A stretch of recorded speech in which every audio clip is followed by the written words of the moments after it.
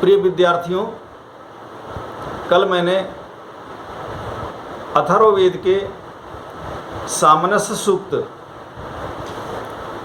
के 2 मंत्रों की व्याख्या मैंने तुम लोगों के समक्ष प्रस्तुत किया था। उससे आगे मंत्रों का मैं आपके समक्ष विवेचन प्रस्तुत कर रहा हूँ। मंत्र तीसरा जो मंत्र है वो पारिवारिक सामंजस्य के लिए, परिवार के लिए बहुत अच्छी शिक्षा देता है। और जो लोग ये बात कहते हैं कि मंत्र तो संस्कृत तो बहुत कठिन है, उनके लिए ये मंत्र प्रस्तुत है। विशेष करके इसको पढ़ करके देखेंगे, ध्यान से सुनेंगे तो आपको स्पष्ट हो जाएगा और आपको पता चल जाएगा कि वेद मंत्र कितना सरल है। और अथर्ववेद हमें पारिवारिक कितनी अच्छी शिक्षा देता है। हमारे परिवार में, हम परिवार में किस प्रकार से रहें, हमारा जीवन किस प्रकार से, भाई भाई का व्यवहार, बहन का व्यवहार, परिवार के अन्य लोगों का व्यवहार कैसे होना चाहिए, ये इसमें बतलाया है। मंत्र आपके समक्ष प्रस्तुत है। माँ भ्राता भ्रातरम दुक्षन, माँ स्वसार मुतस्ससा, समयंच सब्रता भूत्वा वाचम वदत भद्रया। मंत्र हमें सीधा संदेश देता है कि माँ भ्राता भ्रातरम दुक्षन, कहते जो मेरा भाई है, भाई भाई से द्वेष न करे, पहली बात। दूसरी बात, भाई बहन से द्वेष न करे। तीसरी बात, बहन बहन से द्वेष ना करे। और चौथी बात कि बहन भाई से भी द्वेष ना करे। 4 स्थितियां बन सकती हैं। चारों पर यह वेद मंत्र कहता है कि जो मेरा भाई है वो भाई भाई से द्वेष न करे। ये वेद का संदेश है। लेकिन वेद के संदेश का हम कितना पालन कर रहे हैं? जो वेद माता ने हमें एक मानव संविधान दिया, उस संविधान का हम कितना पालन कर रहे हैं, खुद विवेचन कर सकते हैं। खुद विचार करें कि वेद ने कहा था कि भाई भाई से द्वेष ना करे, लड़ाई झगड़ा ना करे, आपस में परस्पर करे, हम मिल कर के रहें। लेकिन समाज में हम देखते हैं कि भाई भाई से एक छोटी सी मेड़ के लिए, थोड़ी सी खेत में जो बंटवारा होता है खेत का, उसमें एक सीमा बना दी जाती है, सीमा रेखा बनाई जाती है, उसको मेड़ बोलते हैं। जो विभाजन करता है, 2 भाइयों के खेतों का जो विभाजन करता है, उसको मेड़ बोलते हैं। उस मेड़ के पर अगर कोई एक पेड़ लग गया हो तो पेड़ के लिए जो है कि ये मेरा है, वो मेरा है, दोनों जो है लड़ मरते हैं। थोड़ी सी किसी भाई ने थोड़ी सी मेड़ काट ली तो उसके लिए लड़ाई झगड़ा कोर्ट तक पहुंच जाते हैं। तो ये जो, और इसके विपरीत ये देखा जाता है कि रोज जो है रामचरितमानस का पाठ करते हैं, रामायण का पाठ करते हैं। जो लोग प्रतिदिन रामायण का पाठ कर रहे हैं और भाई भाई आपस में परस्पर मिल करके नहीं रहते हैं, वो छोटी सी जमीन के लिए झगड़ा करते हैं, तो ये बतलाइए वेद का संदेश वो कहाँ उसका पालन कर रहे हैं? भाई भाई के उसमें मैं आपको एक उदाहरण दे रहा हूँ। अखबारों में, समाचार पत्रों में आप देखते होंगे, आपको जो है बहुत सारी घटनाएं मिलती रहती हैं। मैं आपको एक ऐतिहासिक घटना बता रहा हूँ, ये कहानी नहीं है, ये घटना है। चंद्रगुप्त मौर्य के शासनकाल में, शासन से पहले घनानंद हुआ। घनानंद 6 भाई थे और वो 6-7 जो भाई थे घनानंद ने अपने सत्ता के लिए उसने सत्ता पर काबिज होने के लिए अपने पिता को भी छल से मार दिया, पीछे से चाकू घोंप दिया। अब जब चाकू उसने घोंप दिया तो परिणाम स्वरूप, और जिन लोगों ने जाना, जिन गुरुजनों ने या वैद्य ने, जिसने भी जाना, उन सबका मुंह उसने डर के कारण बंद कर दिया, डरा करके कि यदि किसी ने मुंह खोला, मेरी छोटी बहन को दूसरा किसी ने बताया तो मैं उसके भी जान ले लूँगा। तो कोई भी, और वैद्य को डरा दिया कि अगर तुमने जो अगर बताया कि जनता में अगर किसी भी प्रकार की बताई कि हाँ कि मैंने अपने पिता का वध किया तो मैं तुम्हारे पुत्र की भी हत्या कर दूंगा और तुम्हें भी जीवित नहीं छोड़ूंगा। तो इसी प्रकार की घटना मिलती है। आप औरंगजेब को ले लीजिए। औरंगजेब ने दारा शिकोह अन्य सारे भाइयों को, जो 4 भाई थे, 3 भाइयों को सत्ता पर काबिज होने के लिए अपने पिता शाहजहां को भी उसने कैद में डाल दिया, और तीनों भाइयों को भी, दारा शिकोह बहुत ही अच्छा धार्मिक था, उपनिषद के उसने स्वाध्याय कर रखे थे और वो आध्यात्मिक प्रकृति का व्यक्ति बहुत अच्छा था दारा शिकोह। उसके उपनिषद आदि पे भाष्य भी मिलते हैं।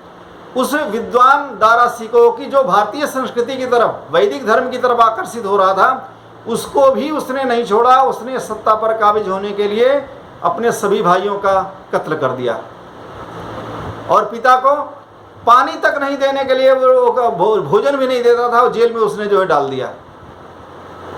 तो ये भाई भाई से द्वेष ना करे, इसमें जो संदेश दिया है उसको हम पालन तभी करने में सफल हो सकते हैं कि जब वेद की आज्ञा को हम माने, और वेद की आज्ञा को मान करके भाई भाई को मिलजुल करके रहना चाहिए। और जब मिल करके रहेंगे तभी परिवार का उत्कर्ष होगा, परिवार की उन्नति होगी।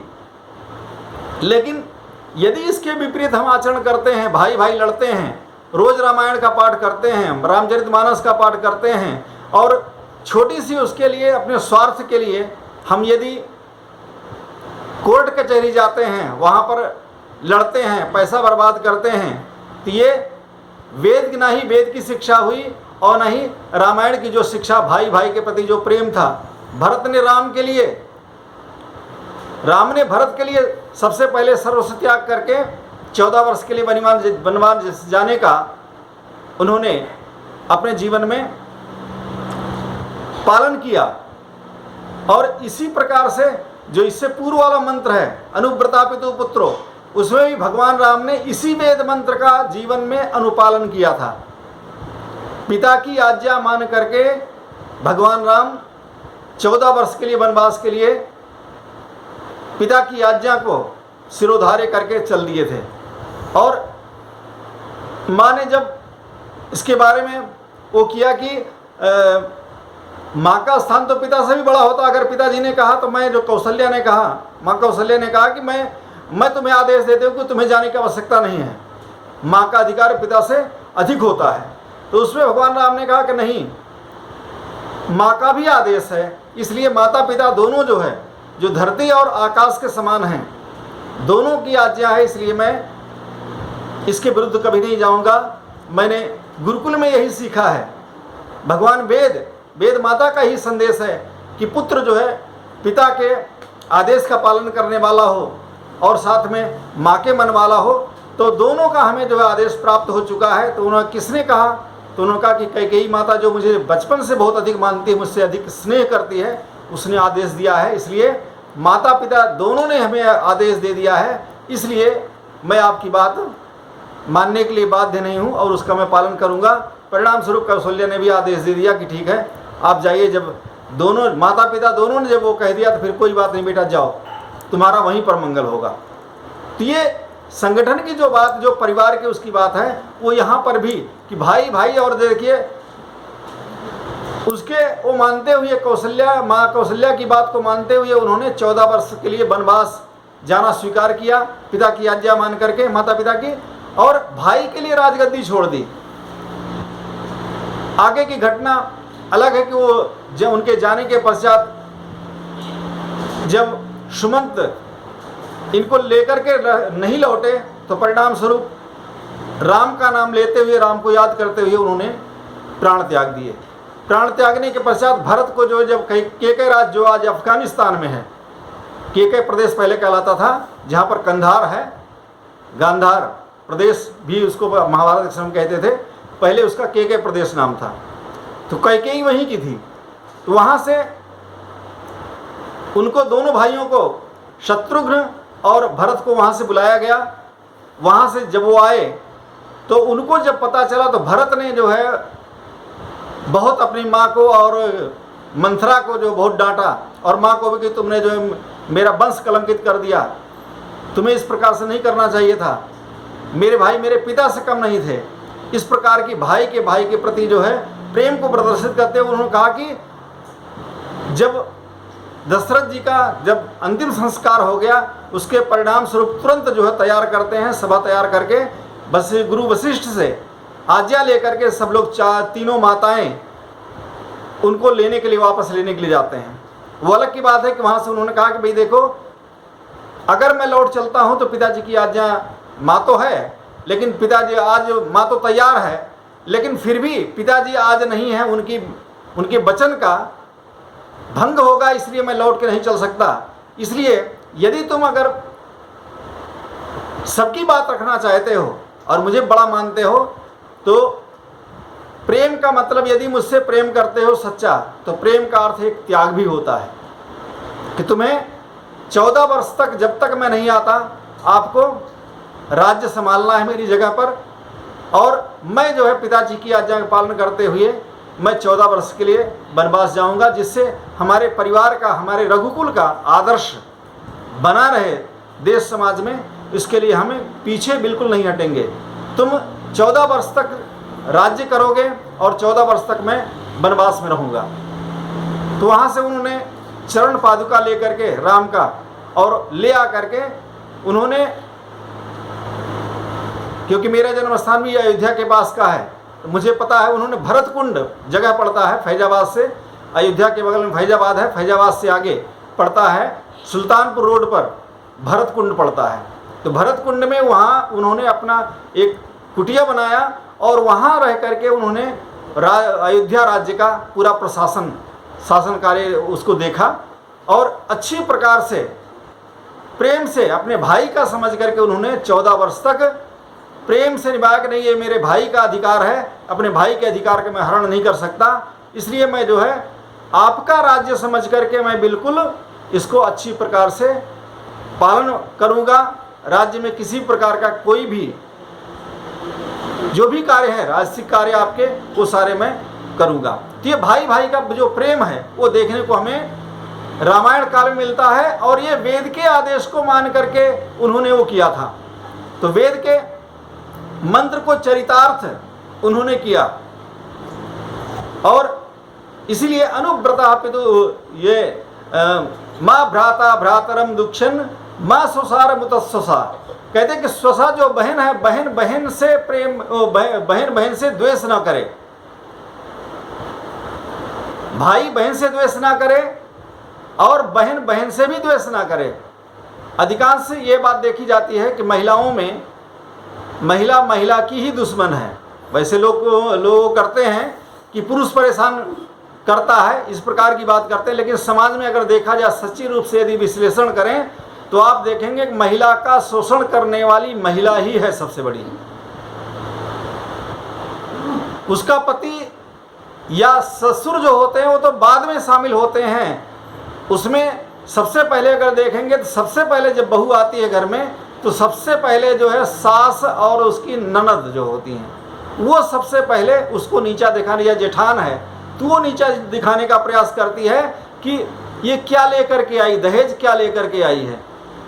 वे ये पुरुष नहीं देखता, सबसे पहले महिलाएं ही इसमें वो करती ये कितना लेकर के आई, और उसको नीचा दिखाना, अनेक प्रकार से कटु वचन बोलना, इस तरीके का समाज में देखा जाता है अधिकांश कि सबसे पहले महिलाएं ही जो है इसको शोषण करने वाली होती है महिला की।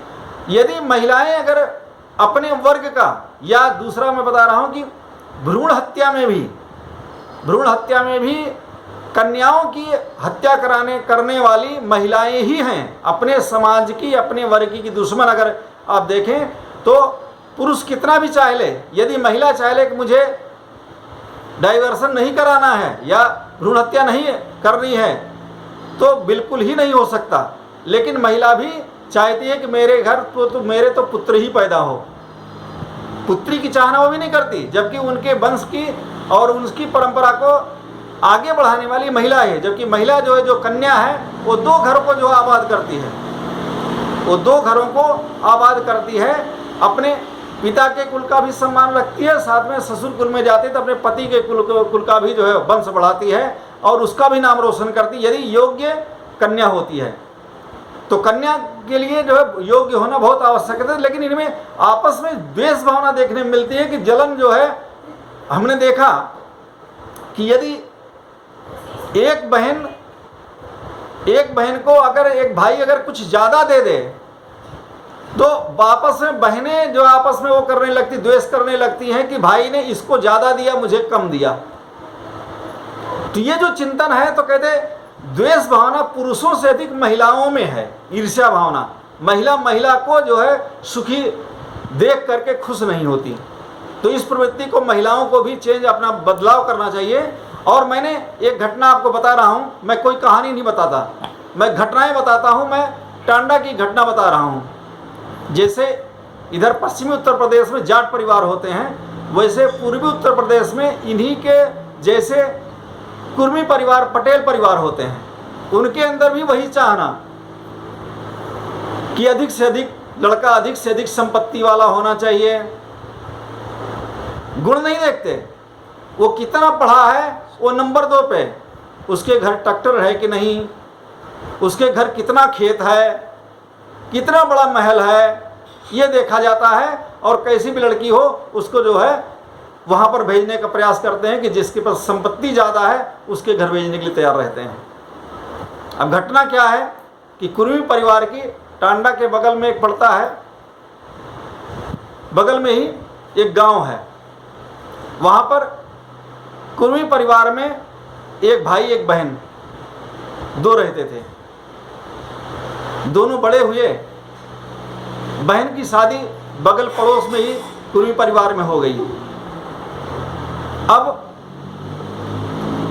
रहते रहते कुछ दिन बाद जो है भाई और बहन दोनों का जब विवाह हो गया, तो भाई को क्या हुआ कि भाई को आकस्मिक उसका निधन हो गया। अब उस भाई के एक बेटा था, तो बहन के अंदर ये लालच आया कि यदि भाई का अगर बेटा अगर समाप्त हो जाए, अगर इसको रास्ते से हटा दिया जाए, तो मेरी ससुराल में तो जो मेरी तो है ही, मायके की भी सारा सब कुछ मेरी हो जाएगी। उसके अंदर ये लालच भावना आ गई। अब उसने क्या किया कि योजना बना करके कि भाई तो रहा नहीं, और अगर पुत्र को भी वो कर देंगे तो महिला को जो फिर इसको तो हम भगा ही देंगे। इसके पुत्र को अगर जो समाप्त कर दिया जाए तो इसका वंश खत्म, और जब वंश खत्म तो जो महिला है इसको तो हम तुरंत भगा ही देंगे। षड्यंत्र रच करके उसको किडनैपिंग करवा लिया, किडनैपिंग करवा करके बच्चे को मरवा दिया। और मरवा करके उसके बाद जो है जब केस वो हुआ, छानबीन हुआ, तो पता नहीं चल रहा था। अब जब छानबीन हुआ तो उसमें पता ये चला कि बहन ने जो है लड़के को, अपने भतीजे को उसने मरवा दिया। जब ये पता चला पुलिस की इंक्वायरी में, तो उसने जो है, ये तो घर नष्ट हुआ ही, वो घर भी तबाह हो गया। अर्थात जो बहन जो लालच में आकर के भाई के जो है परिवार को जो संपत्ति हड़पना चाहती थी लालच में, वो भी ये समझिए कि दोनों परिवार बर्बाद हो गए। ये तो मैं केवल एक घटना बता रहा हूँ, ऐसी आपको अखबारों में बहुत सारी घटनाएं आपको मिल जाएंगी। संपत्ति के लालच में इस प्रकार की बहुत सारे घटनाएं होती हैं कि जो लोग अज्ञानी होते हैं, जो लालची होते हैं, इस तरीके के जो है मरवा करके, रास्ता साफ करके ऐसे लोग करने का प्रयास करते हैं। तो यहाँ बतलाया कि बहन बहन से भी द्वेष ना करे। बहन आपस में द्वेष करती हैं तो उनको द्वेष नहीं करना चाहिए। तो माँ सुसार समयंच सभ्रता भूतवा, तीसरी बात कही कि समयंच सभ्रता भूतवा, कहते कि सभी लोग परिवार में सभी लोग एक जैसे व्रत वाले होने चाहिए। समयंच सव्रता भूतवा, कहते परस्पर मेल मिलाप वाले हम सभी के व्रत होने चाहिए, एक व्रती होने चाहिए। कहते सुंदर व्रत वाले होने चाहिए। यदि परिवार में सभी का व्रत संकल्प अगर शुभ होगा, अच्छा होगा, तो परिवार उन्नति करेगा। यदि सबके परिवार में अगर संकल्प, अगर व्रत अगर एक जैसे नहीं है, अगर कई भाई हैं और उनके संकल्प अलग अलग, उनके अलग अलग उद्देश्य हैं, तो निश्चित रूप से परिवार विघटन को प्राप्त होगा। और यदि परिवार में, यदि लोगों के लिए परिवार का, अर्थात कि जब सभी लोग इसका ध्यान रखेंगे कि हम मिलकर के रहेंगे, हमारे जो स्वार्थ हैं वो अलग हैं, लेकिन परिवार के लिए हित का जो भी कार्य होगा उसमें अगर परिवार के सभी सदस्य एक व्रत होकर के संकल्पित रहेंगे तो परिवार उन्नति को प्राप्त करेगा। समाज भी ऐसे ही, समाज के लिए यदि लोग मिल करके अच्छी प्रकार विचार रखते हैं तो निश्चित रूप से वो परिवार, समाज, राष्ट्र उन्नति करता है। इसके विपरीत अगर आचरण करते हैं तो अगर एक व्रती नहीं होते परिवार के लिए, लोग संकल्पित नहीं होते हैं, तो निश्चित रूप से परिवार बिखर जाता है। तो वेद हमें संदेश देता है कि हम सब लोग मिल करके रहें। अब चौथी बात कही, वाचम बदत भद्रया, कहते कि वाचम माने वाणी, हम वाणी को जो बोले तो कहते कल्याणकारी वाणी बोले और व्यवहार कल्याणकारी व्यवहार करें। हमारा जो व्यवहार है कहते कि वो भद्र होना चाहिए, कल्याणकारी होना चाहिए। स्वामी जी का प्रसिद्ध मंत्र, ओम विश्वानि देव सवितर दुरितानि परासुव यद भद्रम तन्नासुव, हे विश्व के उत्पन्न करने वाले परमात्मा देव, आप जो है हम सबके विश्वानि देव सवितर दुरितानि परासुव, जो समस्त दुर्गुण दुर्व्यसन हमारे जीवन में है वो सब दूर कर दीजिए। और जो यद भद्रम तन्नासुव, जो भद्र और कल्याणकारी उत्तम गुण कर्म स्वभाव है वह सब हमको प्राप्त कराइए। इसी प्रकार से गायत्री मंत्र में भी हम सद्बुद्धि की कामना करते हैं। परमपिता परमात्मा धियो यो नः प्रचोदयात्, परमपिता परमात्मा हम सबकी बुद्धि को सन्मार्ग में निरंतर प्रेरित करे। तो हम जब कल्याणकारी वाणी बोलते हैं, भद्र वाणी बोलते हैं, वेद वाणी बोलते हैं, मधुर वाणी, स्वादिष्ट वाणी बोलते हैं, तो परिवार हमारा एकजुट रहता है और परिवार उन्नति करता है। इसके विपरीत यदि हम आचरण करते हैं तो ये जो है, जो सामंजस्य का जो संदेश वेद का है, सामंजस्य का, ये सफल नहीं होता है। इसलिए परिवार की कल्याणमयी भावना एवं प्रकृति को आगे बढ़ाते हुए मंत्र में कहा कि भाई अपने दूसरे भाई से कभी द्वेष ना करे, उसी प्रकार एक बहन दूसरी बहन से कदापि द्वेष ना करे। इसके साथ ही सभी लोग एक विचारधारा वाले, एक व्रत वाले होकर के, समान विचारधारा वाले, समान मन वाले होकर के परस्पर सुख बरसाने वाली वाणी को बोलें, कल्याणकारी वाणी को बोल करके भद्र एक दूसरे के साथ भद्र कल्याणकारी व्यवहार करें। यह एक ऐसा उदात्त व्यवहार है, ऐसी उदात्त भावना है कि जहाँ भाई भाई और बहन बहन, भाई बहन में परस्पर लड़ाई झगड़ा, द्वेष, ईर्ष्या, इन सबको छोड़ करके इन कलमशों को दूर करने की बात की गई है। इस संदेश के अनुसार यदि हम चलेंगे तो निश्चित रूप से जो सामंजस्य सूक्त का जो संदेश है वो निश्चित रूप से फलीभूत होगा। इसलिए हम सामंजस्य, जो अथर्ववेद का सामंजस्य सूक्त है, उसको ध्यान में रखते हुए हम अपने जीवन को अपने व्यवहार को बनाएं। अगला मंत्र है, एन देवा न बियंती नोचा विदुष्ट मिथाः तत्कृण्वो ब्रह्मवो गृहे संजानम पुरुषेभ्यः। कहा विद्वान देवा, विद्वान लोग कहते जिस वेद मार्ग के कारण विरुद्ध नहीं चलते और न कभी परस्पर विद्वेष करते हैं, उस वेद अर्थात ज्ञान युक्त मार्ग को तुम्हारे घर में भी, तुम्हारे समाज में भी लोगों के लिए यथार्थ ज्ञान को हम प्रस्तुत करते हैं। अर्थात हम ये संदेश देते हैं कि उसको अच्छी प्रकार से समझ करके हम परिवार में उसको लागू करें, उसका व्यवहार करें।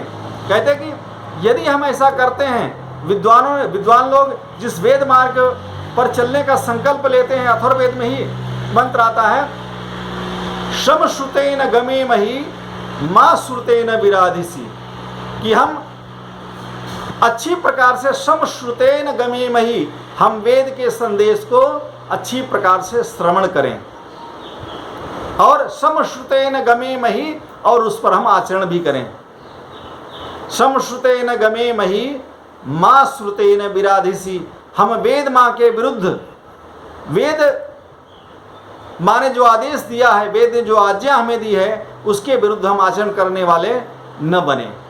तो ऐसी ही बात इसमें भी बतलाई कि विद्वान लोग जिस वेद मार्ग पर चल करके उसके विरुद्ध ना चल करके उन्होंने जीवन में श्रेयस्कर मार्ग को चुना और अच्छी प्रकार से समाज राष्ट्र में उन्होंने उन्नति को प्राप्त किया। उस आदेश को समझते हुए हम लोग भी विद्वानों के रास्ते पर चल करके हम लोग भी जीवन का कल्याण करें। विद्वान लोग वेद ज्ञान के अनुसार ही अनुगमन करते हैं, वे अच्छी तरह से जानते हैं कि विरुद्ध आचरण करने से परिवार समाज राष्ट्र की उन्नति होती है। इसके अतिरिक्त ये परस्पर द्वेष की भावना भी नहीं रखते हैं विद्वान लोग। जिस वेद ज्ञान से सदा उन्नत होते हैं उसके द्वारा प्राप्त यथार्थ ज्ञान को भी प्रत्येक मनुष्य के घर तक हम लोग पहुंचाने का प्रयास करें। उसको निरंतर बच्चों के माध्यम से वेद के संदेश को हम समाज राष्ट्र में पहुंचाएं, और जिससे सभी की जो गृहस्थी लोग हैं वो भी उनका जीवन परिवार सभी ज्ञान के प्रकाश में चल करके उन्नति को प्राप्त करे। ये जो है वेद का जो चौथा मंत्र है सामने सूक्त का, ये हमें संदेश देता है कि हम लोग मिलजुल करके परस्पर बिना द्वेष के परिवार के लिए अच्छे कार्य को करें।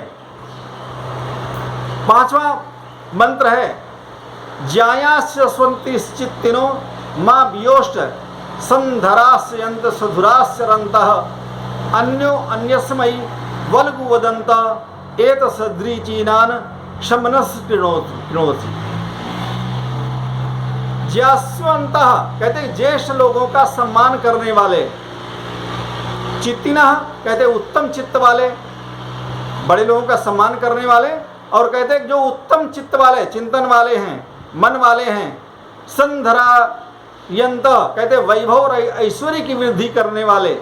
सधुरा कहते एक धुरी वाले, अर्थात एक उद्देश्य पर एक व्रत पर चलने वाले हो करके मेल भाव से, अर्थात एक विशेष भावना के लिए जिसमें सभी लोग संकल्पित होकर के चलते हैं। कहते चरंता इस प्रकार आचरण करने वाले हो करके तुम लोग मां नहीं वियोष्टो अलग हो। कहते कि अच्छे उद्देश्य को लेकर के आप सब लोग एक रहो, और यदि कोई उल्टा आचरण होता है तो उस पर गलत, उस पर आप लोग एकजुट मत हो, मत वियोष्टो अलग मत हो।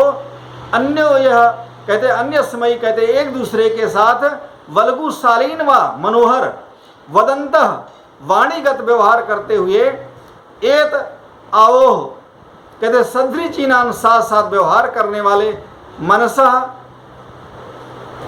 एक मन वाले होकर के किरणों में मैं तुम्हें करता हूं। इसमें बतलाया कि हम बड़े लोगों की बात, ज्येष्ठ लोगों की बात का सम्मान करें। जो लोग बड़ी बात, जो बड़े लोग अच्छी हमें विचारधारा देते हैं, जो अच्छे संदेश देते हैं, उनकी बात को हमें मानना चाहिए। दूसरी बात, जो लोग उत्तम चित्त वाले हैं, अच्छा विचार देते हैं, कहते उनकी बात को भी हमें मानना चाहिए। और कहते कि इससे फिर क्या होगा, कहते कि वैभव और ऐश्वर्य की वृद्धि जो होगी। यदि अच्छे रास्ते पर हम लोग चलते रहेंगे, अच्छे विचार को ग्रहण करते रहेंगे, तो परिवार समाज की उन्नति होगी। इसके विरुद्ध यदि हम अच्छे लोगों की बात नहीं मानेंगे, उत्तम चिंतन वालों की बात नहीं मानेंगे, श्रेष्ठ व्यक्तियों की बात नहीं मानेंगे, या परिवार में जो लोग बड़े बुजुर्ग हैं उनके सुझाव को अगर नहीं मानेंगे, तो हमारी उन्नति रुक जाएगी। इसलिए हम बड़ों का मान सम्मान करते हुए कहते कि हम कभी भी विरोधी ना हो, परिवार में हम सब एक दूसरे का सम्मान करते हुए शालीनता और मधुर व्यवहार के साथ अपनी वाणी को का प्रयोग करते हुए समाज राष्ट्र परिवार के लिए हम अच्छी बात बोलें, और साथ साथ मिल करके अपने व्यवहार को करते हुए हम एक मन वाले हो करके बन करके रहें। जब एक मन वाले हो करके रहेंगे तो परिवार समाज हमारा निश्चित रूप से उन्नति को प्राप्त करेगा। और इस संदेश से परिवार समाज में जो लोग अन्य जो बच्चे हैं उस चीज़ को देख करके जो हम बड़े लोग करते हैं वही छोटे बच्चे भी करते हैं।